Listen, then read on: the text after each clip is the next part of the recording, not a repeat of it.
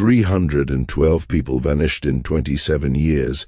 The Kentucky religious community's secret in the rolling hills of Kentucky, where pale morning fog drapes itself over abandoned fields like a funeral veil. There are ruins the locals refuse to name aloud.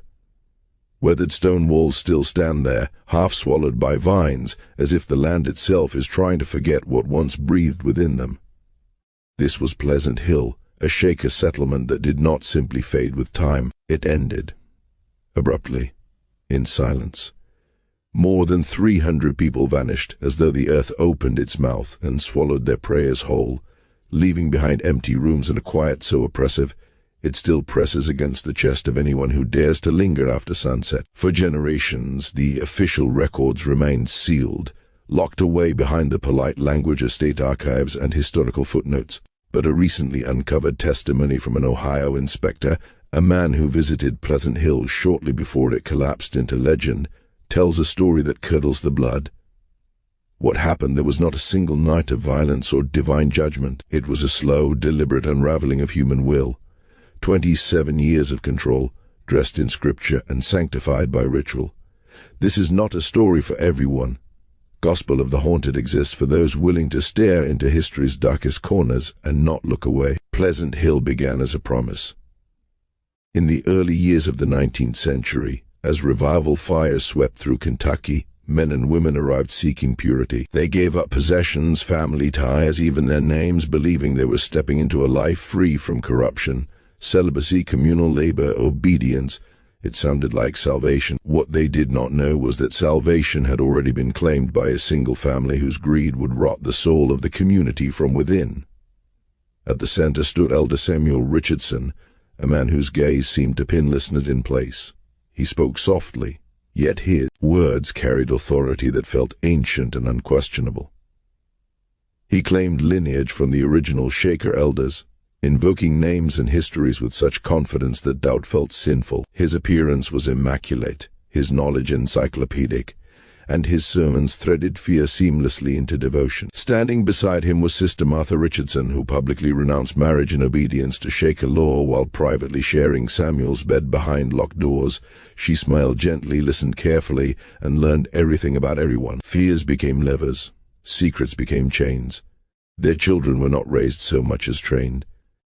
Each one became a living mechanism and machine built to reward obedience and punish dissent in ways that appeared natural, even merciful, to outsiders. Ezekiel, the eldest, oversaw the fields. Under his direction, farming became relentless, output driven beyond human limits. Those who faltered were told their bodies were weak because their faith was impure. Caleb, quiet and ever-present, listened. He read letters before they were sent. He watched conversations from doorways. Nothing said in confidence remained private for long. Rebecca, their daughter, ruled the women's dormitories with a calm intensity that survivors would later describe as worse than cruelty. She broke people down with scripture, with confession, with exhaustion, then rebuilt them into something smaller, something obedient. Young converts often emerged from her counseling hollow-eyed, whispering gratitude through tears they did not understand. Patience, the youngest, maintained records with unnerving precision. Handwriting changed at her will. Letters from families outside appeared and disappeared as needed, each one crafted to sustain the illusion that everyone was content, everyone was faithful, everyone was still alive. The extended family completed the circle. Samuel's brother Jeremiah ran the furniture workshops where skilled hands labored from dawn until collapse. The products were exquisite, praised across Kentucky, but the workers were driven without rest, told suffering purified the soul. Isaiah, a cousin, traveled across state lines selling seeds, his genial smile and agricultural expertise masking errands far darker than trade. And presiding over it all was Mother Sarah Richardson, Samuel's elderly mother, frail and bent. A living relic displayed as proof of spiritual authenticity. No one suspected the old woman who smiled silently in the corner, yet her presence silenced doubt more effectively than any sermon. Control extended even to the body. Martha's sister, Hannah Collins, managed the kitchens. She understood herbs, tonics, and substances that calmed, weakened, or confused. Meals became instruments. Illness was explained as divine correction. Recovery depended on renewed obedience. Those who questioned leadership found themselves perpetually tired. disoriented, isolated. Descent did not end in chains or bloodshed. It ended in disappearance, a reassignment, a sudden illness, a burial without witnesses. By the time inspectors began asking questions, Pleasant Hill was already a hollow shell. Rooms were full, yet something essential was missing from the faces within them. When the final collapse came, it was quiet. No screams, no flames, just empty buildings and records so carefully altered that the truth dissolved into rumor. 312 people gone, their names reduced to ink that no longer matched any living hand. Today the wind still moves through those ruins, whispering through broken halls where hymns once echoed. Some say you can hear footsteps pacing in unison, or a low murmur like a sermon spoken just out of reach. Whether ghost or memory, Pleasant Hill remains a warning carved into the landscape. Faith can heal, but in the wrong hands it can also erase. And some silences are not peaceful at all, they are waiting. Mother Sarah was never merely an elder seated in the shadows. She was the quiet architect, the unseen hand guiding decades of deception with a patience sharpened by age. While others spoke and labored, she watched, calculated and remembered. Every long game played at Pleasant Hill carried her fingerprints, though no one ever thought to look for them. She understood people the way a surgeon understands anatomy, knowing exactly where to apply pressure so pain looked like mercy and obedience felt like faith. Beyond the hills, Brother Nathan Richardson carried the family's smile into the outside world. He was warmth and reassurance made flesh, a man who spoke of harmony and godliness with such conviction that suspicion dissolved in his presence. Local officials trusted him. Neighbors admired him. Even the county sheriff came to believe Pleasant Hill was a shining example of moral living, a community that deserved protection rather than scrutiny. Donations flowed outward into churches and civic halls, buying silence before questions were ever asked. By the time doubts surfaced, they found no soil in which to grow. To visitors, Pleasant Hill looked like a dream-given structure. Clean lines, orderly paths, buildings raised with honest craftsmanship paid for by legitimate trade. Gardens bloomed with unnatural precision, rows so straight they felt imposed rather than grown. Members worked from first light until dusk with calm expressions that suggested fulfillment rather than exhaustion. Nearly everyone who passed through left impressed, even inspired. There were no chains, no bruises, no screams, nothing that matched the stories people expected when they imagined corruption. That was the genius of it. Control did not announce itself. It whispered. Beneath that tranquil surface, the Richardson family had woven a net so tight it became invisible. Every task, every prayer, every conversation moved through their hands. At night, when lamps were extinguished and most members slept, Samuel and Martha listened to reports delivered in hushed voices. Nothing was too small to note. A lingering glance, a question asked twice, a pause during prayer.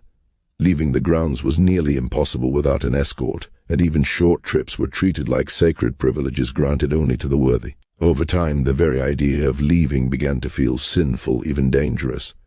Isolation worked its magic slowly. News from the outside arrived filtered and softened. Letters were delayed, rewritten, or never delivered at all. Information flowed downward like scripture, never upward like inquiry. Those who might have resisted found themselves surrounded by watchful eyes and gentle reminders of divine consequence. Resistance did not feel heroic. It felt foolish, unthinkable. New arrivals entered a carefully choreographed transformation. Their former lives were dissected piece by piece, memories reframed as burdens they were lucky to abandon. Rebecca and Martha guided this process with steady hands, encouraging confession until selfhood dissolved. Weeks blurred into months. By the end, converts spoke with borrowed certainty, believing doubt itself was evidence of corruption. Questioning authority became indistinguishable from questioning God. The change was so complete that many could no longer remember who they had been before Pleasant Hill claimed them. Daily life reinforced the spell. Bells summoned bodies from sleep before dawn, meals were consumed in silence under watchful supervision, and work was arranged to prevent idle talk. Worship offered moments of genuine beauty intertwined with subtle manipulation, sermons crafted to bind fear and gratitude together. Dependency grew quietly like mold in the walls, unseen but everywhere. People stopped trusting their own thoughts. They trusted the family instead. The illusion cracked on a winter morning when the cold bit deeper than usual. Brother Thomas Whitman rose during a community gathering, his hands trembling not with fear but resolve. He had been among the first to arrive. Years earlier, a man hollowed by loss, searching for meaning after disease stole his family. He gave everything he owned to Pleasant Hill, believing he had found a higher purpose. For years, he worked without complaint, earning admiration as the model of devotion. But Thomas had lived a life of numbers before faith claimed him. He understood ledgers, margins, patterns. Over time, small inconsistencies began to itch at his mind. Profits reported did not match what he observed. Production seemed inflated. Supplies vanished too quickly for the number of mouths recorded. At first he prayed for clarity, then he checked again. And again, the more he looked, the heavier the truth became. When he spoke, the room seemed to shrink. His voice was steady, respectful, yet weighted with concern. He spoke of blessings and gratitude, then of figures that refused to align. He asked where the missing wealth had gone. The silence that followed was not empty. It was charged. Across the hall, eyes met briefly, calculations exchanged without words. Samuel remained calm, a portrait of serenity, but something hardened behind his gaze. Martha smiled, though her grip tightened until her knuckles blanched. As Thomas continued, the air shifted. Brother Caleb moved quietly, positioning himself without drawing attention. Rebecca watched with surgical focus, memorizing every tremor, every breath. The questions themselves were simple, almost innocent. That was what made them dangerous. Numbers did not bend to prayer. Records did not repent. For the first time, Pleasant Hill felt fragile. A single voice had disrupted years of carefully maintained order, and though no one yet understood the cost, something irreversible had begun. In that moment, surrounded by faces frozen between devotion and fear, Thomas stood unknowingly at the threshold of disappearance. The shadows leaned closer, and the silence, once peaceful, began to listen. Around the hall, members of the Richardson family shifted with choreographed subtlety, a step closer to a wall, a chair angled just enough to block a path. A presence behind Thomas where there had been empty space moments before. It was not obvious. It was never meant to be. Yet the air thickened as an invisible lattice of watching formed around him. Still, Thomas continued, unaware that each word was tightening a noose he could not see. He spoke of numbers that refused to align, of souls counted on parchment, but missing from the rhythm of daily life. He described meals prepared for hundreds that fed far fewer mouths, workshops that claimed more hands than ever appeared at dawn. His voice trembled not with fear but conviction, shaped by a belief that truth itself was sacred. Shouldn't accuracy honor God, he asked. Shouldn't honesty be the highest form of devotion? With every sentence, the room grew colder, as though the walls themselves recoiled. The answer did not come from Samuel. It came from Mother Sarah. Her voice, thin with age yet sharpened by authority, carried effortlessly across the hall. She spoke his name with something that sounded like affection, though it cut deeper than anger. She told him his concerns revealed an attachment to the material world, a lingering sickness of thought that prayer alone could heal. In this place, she reminded him, leaders were guided by forces beyond simple arithmetic. To question their stewardship was to doubt divine wisdom itself. Her words wrapped warning in gentleness, a velvet glove concealing iron. Samuel followed, nodding slowly, his expression heavy with manufactured compassion. He praised Thomas's dedication, spoke of care and concern, then suggested rest. The past, he implied, still haunted this brother's mind. Memories of commerce, of ownership, of counting and control. Sister Hannah was summoned, her calm smile unbroken as she was asked to prepare a special tea, something soothing, something meant to quiet restless thoughts. The meeting moved on, but the damage had already been done. Eyes no longer met Thomas's. People who once sought his counsel now found sudden interest in prayer books, floorboards, anything but his face. The tone of discussion shifted, an undercurrent of tension flowing beneath polite words. By the time the final hymn faded, the community felt altered, as though a hairline fracture had formed in stone. Thomas did not see mourning. That night, Sister Rebecca found him motionless in his bed during her inspection of the men's quarters. Her cry summoned the others, her tears convincing, her sorrow perfectly timed. The story spread quickly and cleanly. He had passed peacefully in his sleep, they were told, called home after confessing doubt and repenting. His final words, spoken in private prayer, were said to be an apology for allowing worldly concerns to dim his faith. The explanation settled over the community like ash, heavy, inescapable. No one questioned it. They had been trained not to. The next day his funeral became a sermon in flesh. Speakers warned of the danger of letting earthly matters corrupt spiritual obedience. Heads bowed, hands clasped, fear disguised itself as humility. And yet, in the quiet hours that followed, a young woman named Mary Caldwell noticed things she could not forget. She cleaned the dormitories each morning. She knew the smell of sickness. She knew the stillness of natural death. Thomas's room held neither. Even with the windows thrown open, a sharp bitterness lingered in the air, stinging her nose, crawling into her throat. His fingernails bore a bluish tint she had never seen before, not even on her grandfather who had died peacefully at home. And there had been foam at his lips, faint but undeniable, hastily wiped away before others arrived. Mary said nothing. She watched instead. She watched as Brother Caleb gathered Thomas's papers with practiced speed, as ledgers and calculations were seized like contraband. She watched as those documents were carried to the communal fireplace. That very night, Samuel called it a cleansing, a ritual to rid the space of worldly attachments. The flames consumed proof while hymns drowned out thought. Sparks rose like prayers that would never be answered. By morning the community had been reshaped. Sister Martha led circles of confession where members were encouraged to expose their doubts before they could fester. Tears flowed. Guilt was cultivated. Brother Ezekiel organized labor so relentless that exhaustion replaced reflection. Brother Jeremiah spoke at length about obedience, using Thomas as an example of how questioning authority invited spiritual ruin.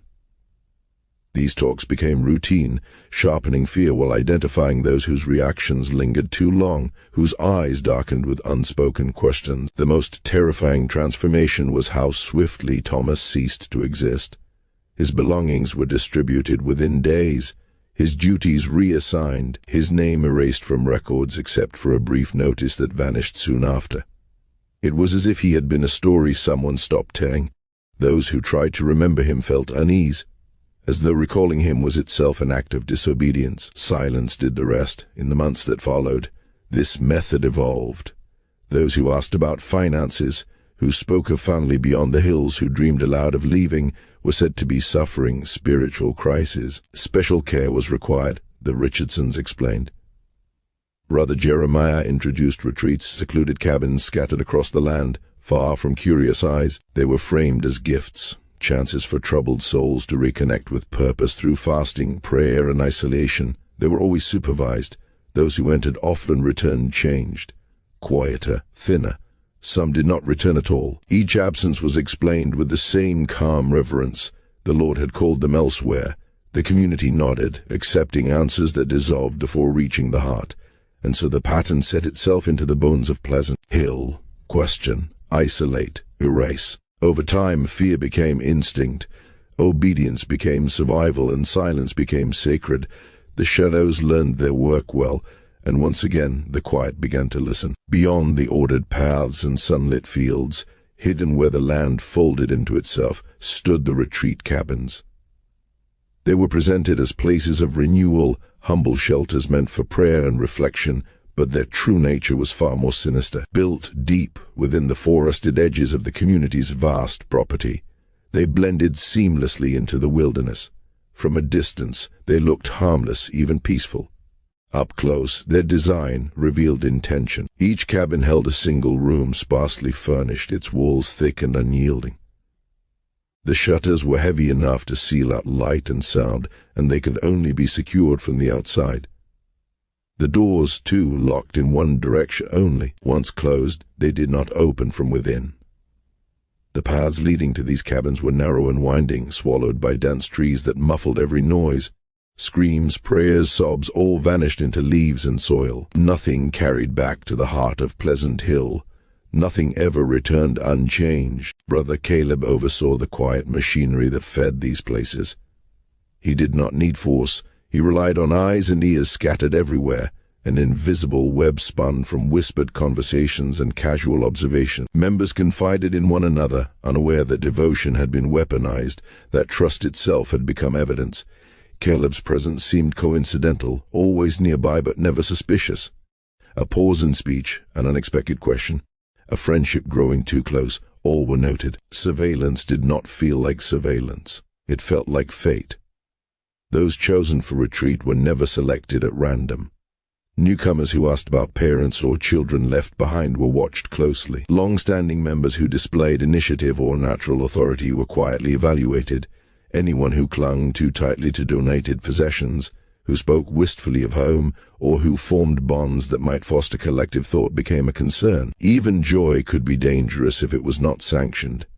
The criteria shifted as needed, refined with each disappearance. While bodies vanished from sight, words continued to travel outward. Sister Hannah ensured that the world beyond Pleasant Hill remained calm and unquestioning. Her letters were exquisite works of deception, crafted with such emotional accuracy that grief found closure instead of suspicion. She studied handwriting obsessively, memorizing curves and pressure, rhythm and pause. Each member's life was catalogued in her private files, from childhood habits to distant relatives who might someday ask questions.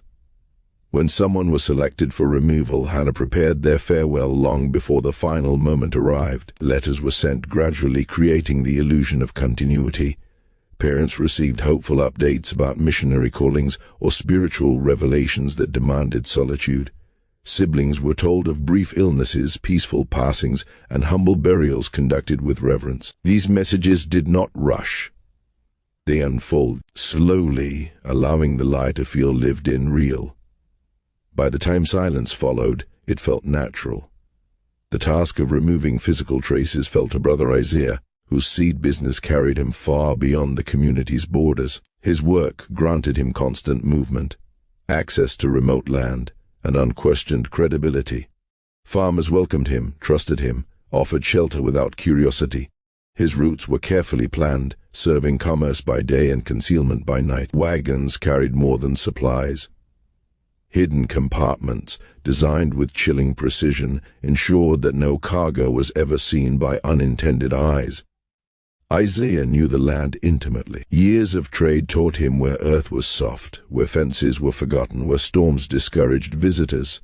Relationships with isolated landowners provided cover for overnight stays, moments when the work could be done unseen. Each disappearance was handled with efficiency that bordered on ritual.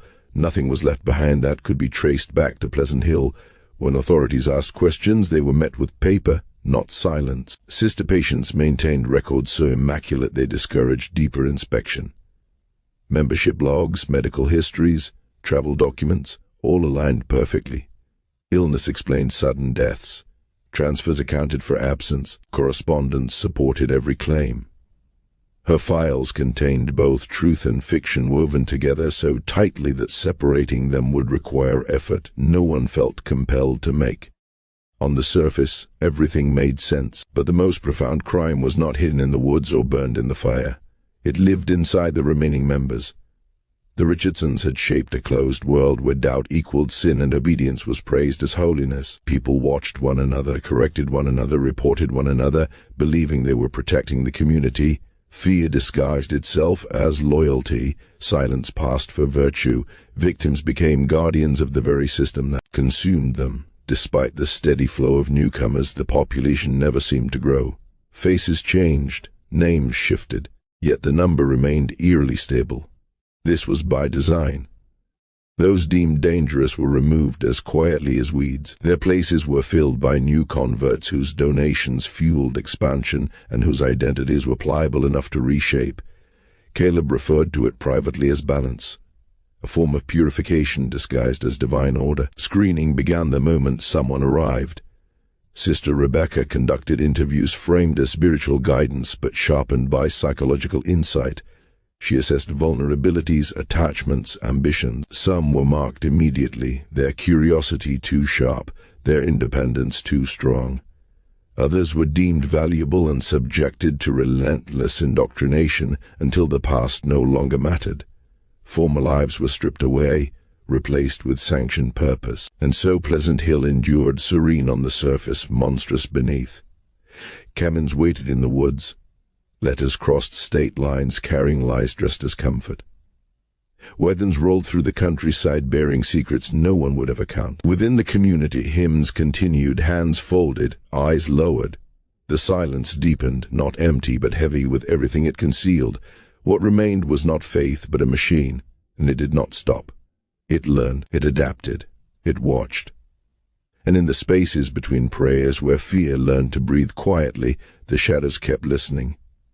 What unfolded inside Pleasant Hill was not belief alone, but a carefully engineered collapse of the self. Over years of refinement, devotion was fused with harm so seamlessly that victims could no longer separate reverence from pain. Genuine prayer was braided together with calculated cruelty, forging bonds that felt holy even as they destroyed. New arrivals were cut off from the outside world as cleanly as a limb, then pulled close with overwhelming affection, only to be abandoned. Without warning, attention became a currency. Neglect became punishment.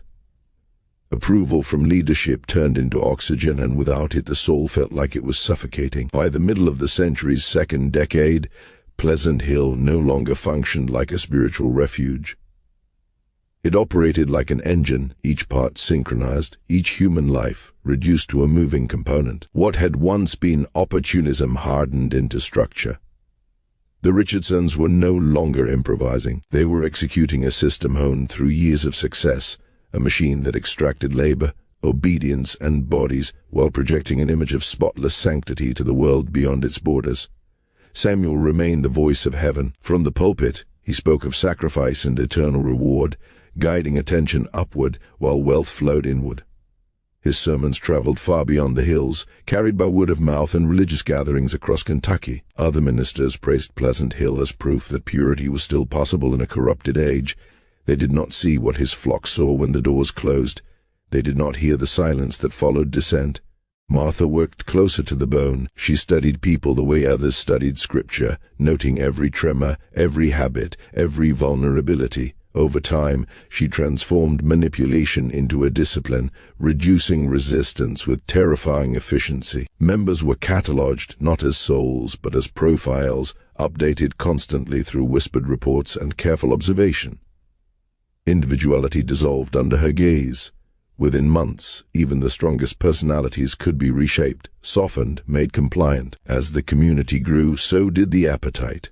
Fields expanded, workshops multiplied, and profit streams branched outward. Ezekiel's farm supplied distant cities, their produce praised for quality and abundance. The labor that sustained them was unpaid, extracted through fear and devotion rather than chains. Members worked until their bodies failed, believing exhaustion was a virtue. The books they were shown never reflected the wealth their hands created. Jeremiah's furniture carried the same deception. Each piece bore the mark of authentic craftsmanship, built with skill and care. Buyers paid premium prices, convinced they were supporting a holy enterprise. Inside the workshops, hours stretched endlessly, devotion weaponized to justify relentless labor. The profits vanished into accounts no ordinary member would ever see. But the darkest evolution came when people themselves became commodities. Disappearance was no longer merely a tool of control. It became an industry. Through Isaiah's constant travel, individuals were quietly removed and sold beyond the hills, their absence explained through rehearsed stories. Buyers believed they were acquiring willing servants, supported by papers that proved consent. Those documents were lies crafted with exquisite care. The sums exchanged were enormous, and the risk was minimal. A missing face was easier to explain than a missing ledger. Selection was ruthless. Youth paired with skill made a body valuable. Curiosity made it dangerous. Family ties beyond Pleasant Hill increased liability. Those who fit the criteria were prepared carefully, their wills weakened until resistance felt pointless. Others, deemed too volatile, were erased entirely. Rebecca oversaw this process with chilling precision. Under the guise of spiritual guidance, she evaluated newcomers, categorizing their futures before they realized they were being judged. Some would remain, reshaped into obedient assets. Some would be sold. Some would vanish before roots could form. Her methods borrowed from genuine religious conversion, twisted into something predatory. By the time her sessions ended, many could no longer remember who they had been before they arrived. They remembered only the hunger for approval and the terror of losing it. Isolation sealed the system. The land itself became a barrier, stretching endlessly in every direction. Encounters with outsiders were rare and always supervised. Even brief trips beyond the grounds were watched closely, every conversation noted, every glance interpreted. Knowledge arrived only through approved mouths. Truth became whatever the family said it was. Protection from scrutiny came easily. Money softened questions. Praise dulled suspicion. Local authorities, bound by donations and convenience, chose trust over investigation. The sheriff himself became an ally, convinced or paid enough to believe that Pleasant Hill was an asset worth defending. Merchants, politicians, and clergy echoed the sentiment. The community brought revenue. It brought prestige. No one wanted to disturb that balance. Inside, control deepened through ritual. Worship services stretched for hours, weaving rhythm, repetition, and exhaustion into altered states where suggestion slid easily into the mind. Voices rose and fell in hypnotic cadence. Bodies swayed, thought dissolved. When it ended, members felt emptied, raw and ready to be filled with whatever meaning Samuel chose to offer. Those who faltered were noticed immediately. Doubt cast a shadow that could not hide. Ceremonies became tools of exposure, drawing out hesitation under the weight of collective expectation. To hesitate was to stand alone. To stand alone was to invite attention, and attention in this place was never kind. By then, the machine no longer required constant direction. Members enforced its rules themselves, correcting one another, reporting one another, believing they were preserving something sacred. Fear had become instinct. Silence had become worship. The system fed on obedience and rewarded it with the illusion of safety. What remained within Pleasant Hill was not a congregation, but a closed world where truth was manufactured and humanity rationed. Outside, the hills stood quiet and beautiful, giving no hint of what they concealed. Inside, the machinery hummed, softly, endlessly, grinding lives into profit and obedience into doctrine. And still, beneath the hymns and prayers, beneath the ordered fields and smiling faces, something waited, watching, calculating, ready to consume the next soul that dared to remember there was a world beyond the silence. Evening confessions were never simply prayers whispered into forgiving air. They were rituals of exposure, carefully staged beneath dim lamps and watchful eyes, where faith was less important than revelation. Each gathering drew the community closer to obedience while quietly isolating anyone who dared to hesitate. Doubt was not corrected, it was harvested. Regret was not forgiven, it was catalogued. Shame moved through the room like cold breath, pressing people into silence as secrets were drawn out and stored for later use. Every member of the Richardson family played a role in this dark choreography. One voice soothed while another probed, and a third listened for tremors beneath rehearsed devotion. Sister Rebecca leaned close, her tone gentle, asking about affection and longing, about friendships that lingered too warmly or loyalties that reached beyond the settlement's borders. Brother Caleb's questions were sharper, aimed at roots and resources, at whispered dreams of leaving or contacting the outside world. Sister Hannah watched everything, marking names connected to relatives beyond the fields, people who might one day ask why letters went unanswered or faces were never seen again. Above them all sat Mother Sarah Richardson, wrapped in frailty like a disguise. Her hands trembled, her voice softened with age, yet behind her clouded eyes lived a mind that never slept. Decades of studying fear had taught her how to bend it, how to let others believe they were choosing obedience, while every path led where she intended. Within the family, they spoke of her with reverence and dread, calling her the general when they believed she could not hear. She planned expansions as one might plan a harvest, choosing new ground, new methods, new ways to make submission feel holy. Her understanding of human weakness turned manipulation into routine, and routine into a system that fed itself. What began as simple exploitation hardened into something enduring, an enterprise built to survive scrutiny and time alike. Security became an obsession. Messages were layered with meanings that only the initiated could untangle. Money flowed through fractured channels, identities shifted like masks kept close at hand, and every precaution whispered the same truth: exposure meant annihilation. The first tremor that threatened to collapse everything came not from rebellion within, but from admiration beyond. Their reputation had grown too polished, too impressive, and it drew the attention of true believers far away. Word arrived that a respected elder from the heart of the Shaker movement would visit, not to praise, but to verify. His task was to look beneath appearances and decide whether Pleasant Hill deserved recognition among authentic communities. Elder Joseph Meckham arrived without spectacle, carrying neither awe nor suspicion, only certainty. He had lived the doctrine, breathed its discipline, and memorized its structures over a lifetime of devotion. Where others admired surfaces, he examined foundations.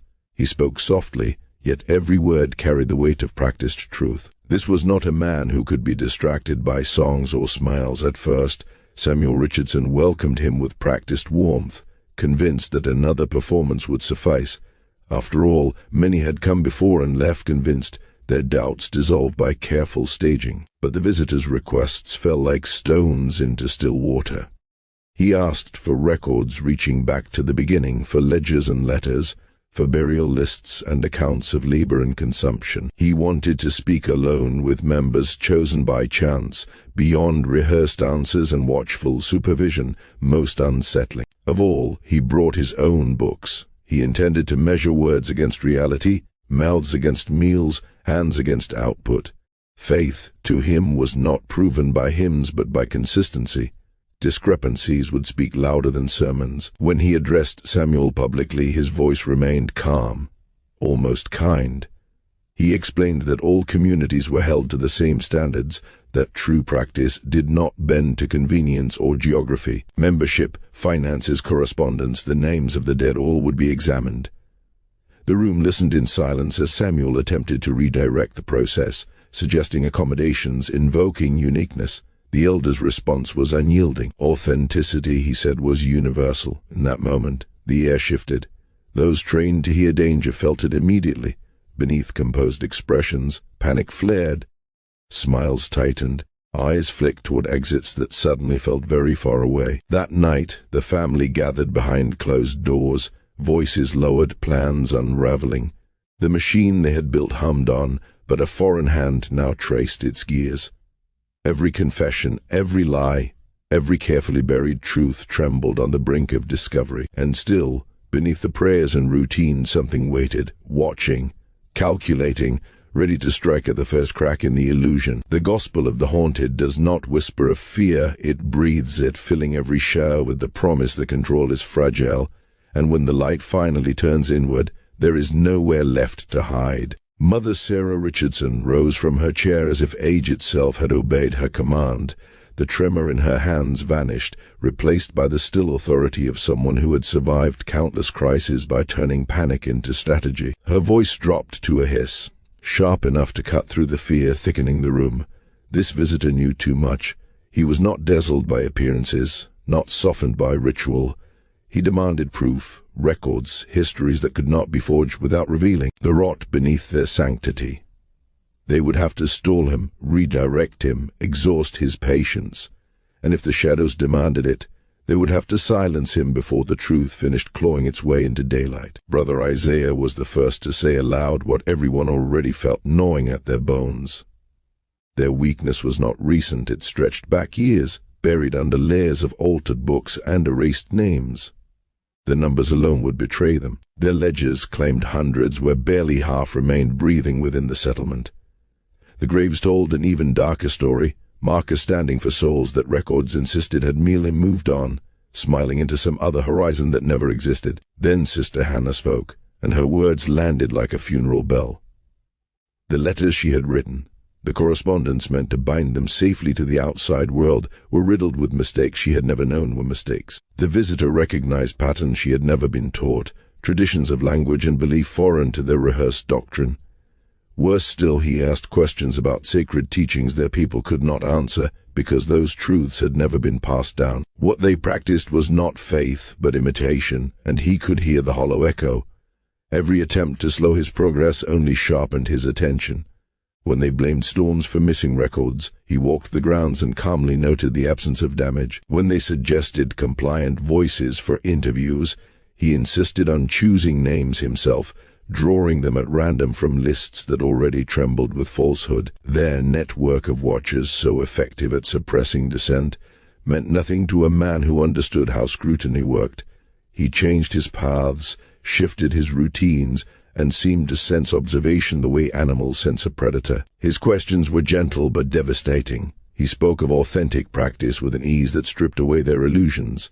And something far more dangerous than discovery began to spread. The people listened. They leaned toward him. They felt, for the first time in decades, a presence that did not demand obedience through terror.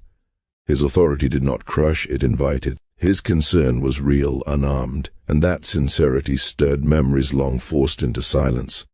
One woman, her face lined with years of swallowing truth, began to speak of a death she had witnessed long ago, one that had never been recorded honestly. Names resurfaced, faces remembered. Whispers moved through dormitories and workshops like a sickness the Richardsons could not contain. Men who had labored without question paused their work to ask about techniques they had never been taught, discovering gaps that could no longer be explained away. Women who had followed rules without understanding began to ask why those rules did not match the teachings now spoken aloud. Control fractured, authority faltered. Fear, once perfectly calibrated, lost its grip when measured against quiet compassion. The turning point arrived disguised as reverence. The visitor asked to hold a private memorial in the cemetery, a simple act of respect that could not be refused without inviting suspicion. The family agreed, while dread pooled behind their eyes. Brother Caleb volunteered to escort him, believing proximity could still shape perception, that distance from the graves might hide what lay beneath. But the ground itself betrayed them. The visitor moved slowly among the markers, reading dates, tracing weathered names, aligning memory with stone.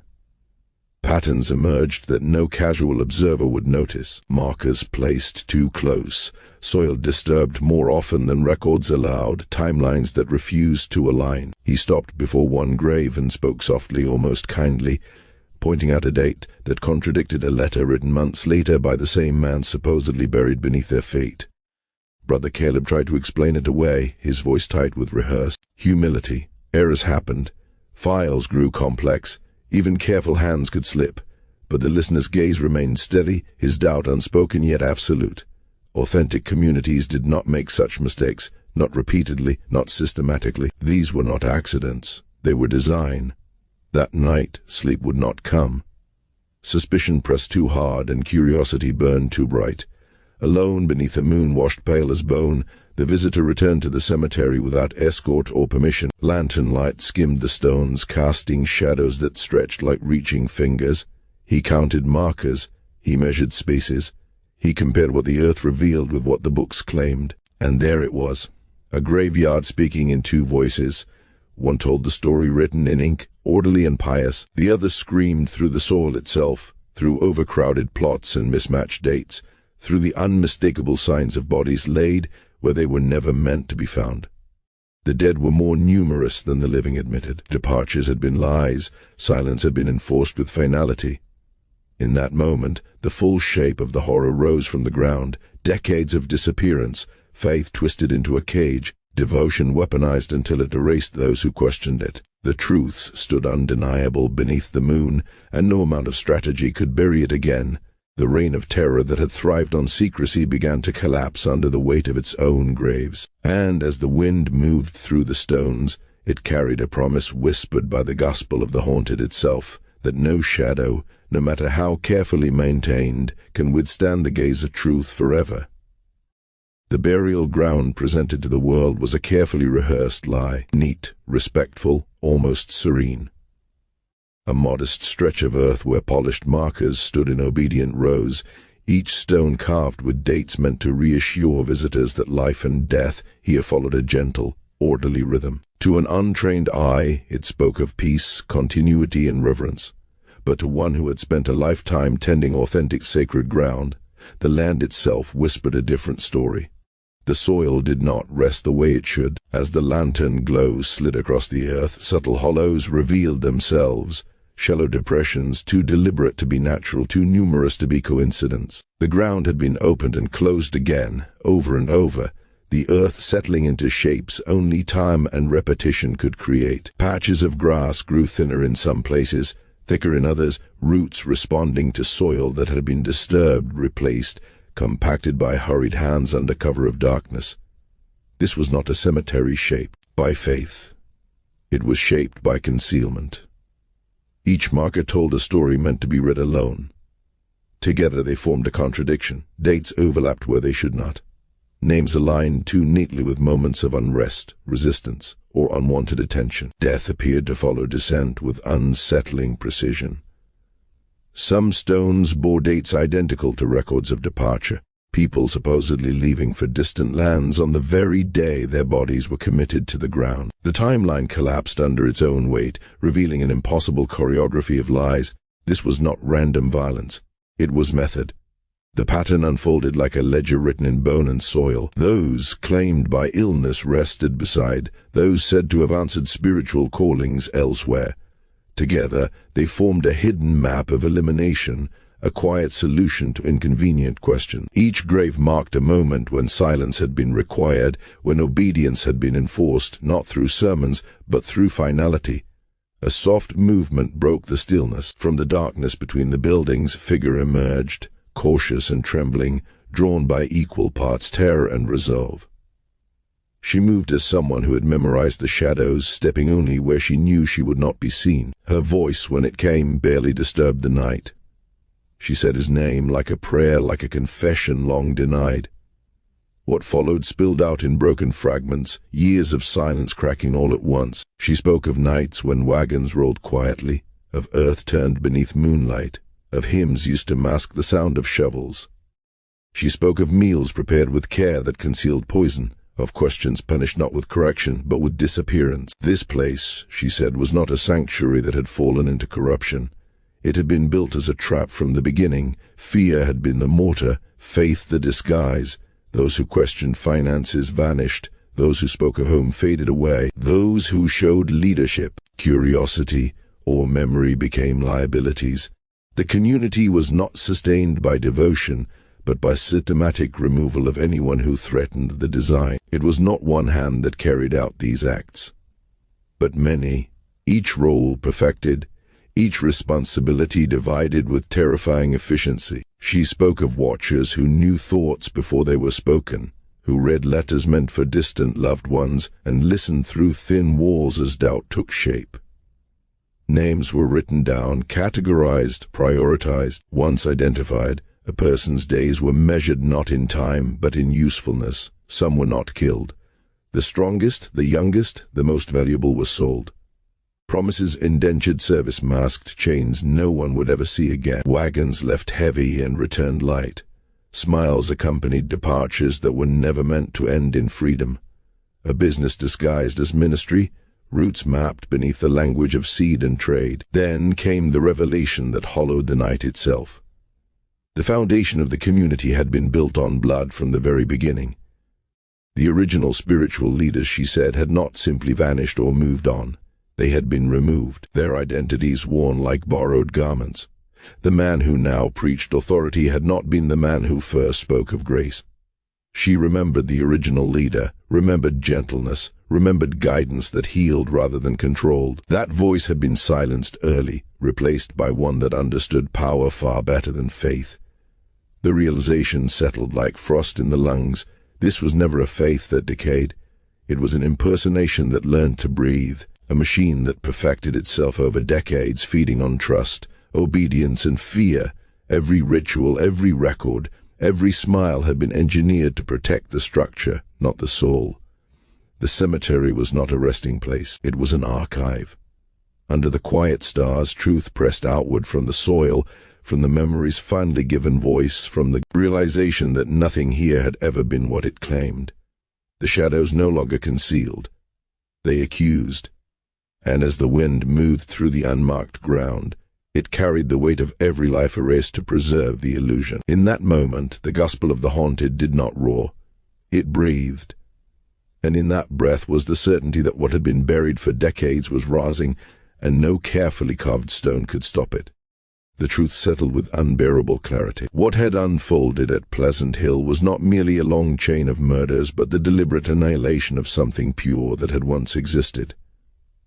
A living faith had been hollowed out, its language twisted, its rituals weaponized. The hunger for meaning, the longing to belong, the desire to surrender oneself to something holy had all been sharpened into instruments of control. Devotion became leverage, hope became bait, and belief itself was turned against those who trusted it most. As the sky began to pale at the edges of night, he knelt among the graves and felt the full weight of what he now carried. The dead pressed close, not as bodies but as responsibility, hundreds already lost, their voices erased by soil and silence. And still, within the boundaries of this cursed land, more than 200 remained alive, breathing under the same lie, unaware of how close they stood to extinction. Every choice now was poison. To confront the family was to invite his own disappearance, to be folded into the ledger of losses and leave no one beyond the gates who knew the truth. To flee and seek help risked something even worse, the possibility that panic would drive the architects of this horror to erase every witness before justice could arrive. Beside him, a woman waited, trembling yet unbroken, her courage born not from fearlessness but from exhaustion. She had carried this truth alone for decades. Now her survival was bound to his resolve. Around them the burial ground watched in mute judgment, holding decades of secrets beneath its surface, daring the living to decide whether those secrets would finally breathe. He rose before the sun fully claimed the sky. They left in silence, slipping away while the machinery of death still slept, riding hard through the thinning dark toward a world that did not yet know what had festered in its midst. Every mile carried the risk of pursuit, every sound behind them felt like the closing of a trap. But by the time the sun climbed higher, they had reached a place where authority could no longer be bought so easily with whispered payments and friendly smiles. What followed shattered the illusion that had protected the killers for so long. Lawmen were summoned, papers spread, testimonies given. Discrepancies became proof. The neat stories unraveled when examined under the harsh light of documentation and witness accounts. Federal authority arrived like a blade, severing the web of local corruption that had shielded the perpetrators for years. The men who returned to Pleasant Hill did not come as visitors. They came as reckoning. What they found defied the worst expectations. The architects of the nightmare had known the end was coming. In their desperation, they had chosen annihilation over exposure. Buildings were searched, doors forced, hidden spaces revealed. Beneath the floors and behind walls, survivors were found clinging to life, locked away in darkness, weakened by thirst and fear. They spoke of debates overheard through floorboards, of arguments about whether it was more efficient to kill everyone or sell what could still be sold before fleeing forever. Most had been selected not for mercy but for market value. Their accounts stripped away any lingering doubt. Names, routes, buyers, prices. A trade in human lives conducted with the cold logic of commerce. Those who vanished had not all died beneath this soil. Many had been delivered elsewhere, handed over to industries and plantations that asked no questions so long as. The paperwork looked convincing. Voluntary servitude it was called. A lie wrapped in ink and signatures, the land itself began to give up its dead. Across fields and tree lines, graves were uncovered where no marker had ever stood. Some held one body, others many, placed together as if efficiency had mattered even in death. The remains told their own story of poison slipped into food, of air cut off in the dark, of blows meant to silence forever. Maps were found, precise and methodical, showing where each secret had been buried, proof that this was not chaos but system. Inside the private rooms of those who had ruled this place, the final pieces surfaced. Ledgers written with care, documenting sales as calmly as crop yields, columns of names reduced to assets, prices adjusted by age, strength, obedience. The profits dwarfed anything earned through honest labor, revealing the true heart of the enterprise. But perhaps the most disturbing artifact was not financial but personal. A journal kept faithfully over years opened a window into a mind that saw people not as souls but as material. Page after page detailed methods of breaking resistance, of reshaping identity, of creating dependency so deep that victims would defend their captors. The tone was clinical, curious, almost proud. There was no remorse in the ink, only refinement. Techniques were tested, compared, perfected. Expansion was planned as if cruelty itself were a craft worth mastering. The entries revealed an understanding of human psychology that was terrifying not because it was crude, but because it was precise. Affection alternating with neglect, shame disguised as care, isolation framed as holiness, each method deployed with intent, each outcome measured. The destruction of lives was not a byproduct. It was the objective. When the last page ended, there was no grand confession, no moment of doubt, only notes for the future that would never come. Pleasant Hill did not fall in fire or thunder. It collapsed under the unbearable weight of truth. The silence that had protected it for decades shattered, replaced by voices long denied. And as the story spread, it carried a warning etched in blood and earth alike. The gospel of the haunted teaches this above all else, that faith without vigilance can become a cage, that obedience demanded without compassion breeds monsters, and that no matter how long darkness rehearses its lies, the moment truth is allowed to breathe, the shadows begin to die. The Richardson family's reach had been intimate, methodical, and merciless. Every member, every relationship, every habit of the community was cataloged and analyzed. Martha Richardson's network of female relatives and informants had created a living map of the human psyche, detailing each person's usefulness, their potential for defiance, and even their suitability for reproduction to produce future laborers for the family's enterprises. Every soul was measured, categorized, and folded into a system of control so complete it seemed to breathe independently, watching, learning, anticipating. When the law finally arrived, their fall was swift, inevitable, yet shocking in scale. Samuel, Martha, and their 6 adult children were seized, facing an array of charges that stunned even seasoned investigators: murder, kidnapping, fraud, and human trafficking. Their trial, held in Frankfurt through the sweltering summer of 1834, captivated the nation. Newspapers chronicled the horrors as they emerged, unable to comprehend the sheer magnitude of a family who had, for nearly 3 decades, turned faith into terror and devotion into profit. The testimonies were relentless. Witnesses recounted years of psychological manipulation, calculated abuse, and systematic slaughter carried out with the precision of a ledger.